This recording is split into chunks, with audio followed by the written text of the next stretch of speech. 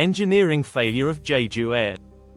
Aviation has long been regarded as one of the safest modes of transportation due to rigorous engineering standards, stringent maintenance protocols, and comprehensive safety measures. However, when lapses occur, they often lead to catastrophic consequences, highlighting vulnerabilities in design, execution, or oversight. One such incident that shocked the aviation community was the engineering failure of Jeju Air Flight 2216. The event serves as a sobering reminder of the critical importance of vigilance in aviation engineering and operations. Before we get started, subscribe to our channel and turn on the notification bell so you never miss our latest content. Jeju Air Flight 2216 was a routine domestic flight in South Korea, operating between Seoul and Jeju Island, a popular tourist destination. What was supposed to be an uneventful journey turned into a catastrophic failure that claimed multiple lives, caused significant damage, and raised serious concerns about the airline's adherence to safety protocols. Background of Jeju Air and Flight 2216. Jeju Air, established in 2005, is one of South Korea's leading low-cost carriers, operating both domestic and international routes. Known for its affordability and efficiency, the airline has built a solid reputation among travelers. Flight 2216 was a daily domestic service connecting Gimpo International Airport in Seoul to Jeju International Airport. This route is one of the busiest in the world, with heavy passenger traffic due to Jeju Island's popularity as a tourist hotspot. The aircraft assigned to Flight 2216 was a Boeing 737-800, a widely used and highly reliable model in the aviation industry. The 737-800 series is known for its versatility, fuel efficiency, and robust safety record. However, even the most dependable aircraft can suffer failures when maintenance is inadequate or engineering flaws go unnoticed. Sequence of events: pre-flight checks and departure. On the day of the incident, the Boeing 737-800 underwent standard pre-flight inspections. Reports later revealed inconsistencies in the documentation of maintenance logs, raising questions about whether all checks were performed adequately. Despite this, the flight was cleared for departure, carrying 148 passengers and 6 crew members. Shortly after takeoff, the aircraft experienced anomalies. Passengers reported hearing unusual noises from the engine, and the flight crew noticed irregularities in the aircraft's performance.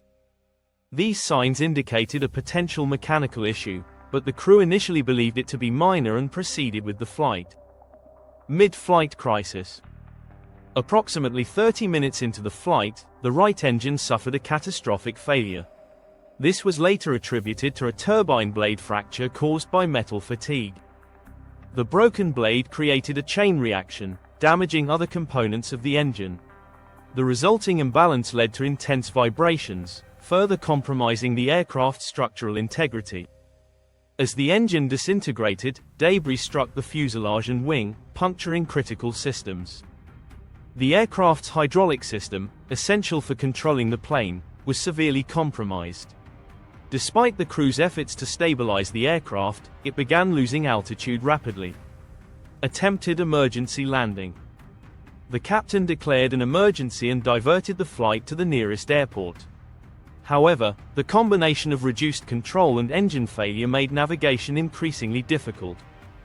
The damaged hydraulic system rendered the aircraft's control surfaces, such as ailerons and rudders, less responsive, complicating the descent. As the aircraft approached the runway, it became evident that a safe landing would be impossible.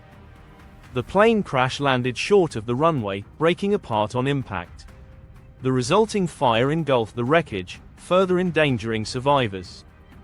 Engineering and maintenance failures. Turbine blade fracture. The root cause of the engine failure was identified as metal fatigue in one of the turbine blades. Metal fatigue occurs when a material is subjected to repetitive stress, leading to microscopic cracks that grow over time. Investigators found that the blade had not been replaced during its recommended maintenance cycle, a critical oversight that directly contributed to the failure. Inadequate maintenance protocols. Jeju Air's maintenance practices came under intense scrutiny. Records revealed that the airline had deferred certain non-critical maintenance tasks to save costs. While these delays might seem minor, they created a culture of complacency, allowing critical issues to go unnoticed. Further analysis revealed that the engine's inspection schedule did not comply with the manufacturer's recommendations. Key diagnostic tools, such as borescope inspections, were either skipped or performed inadequately.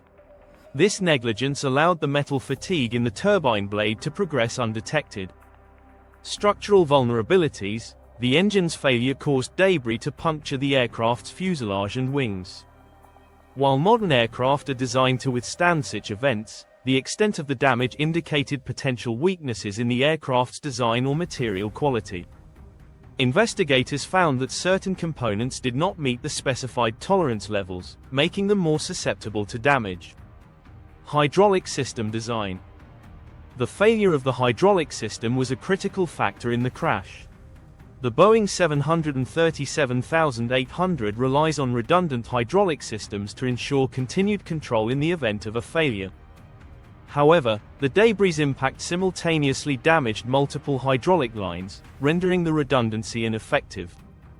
This raised questions about the placement and protection of these lines within the aircraft's design.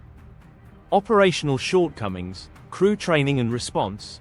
While the flight crew's actions were commendable under the circumstances, their response highlighted gaps in training.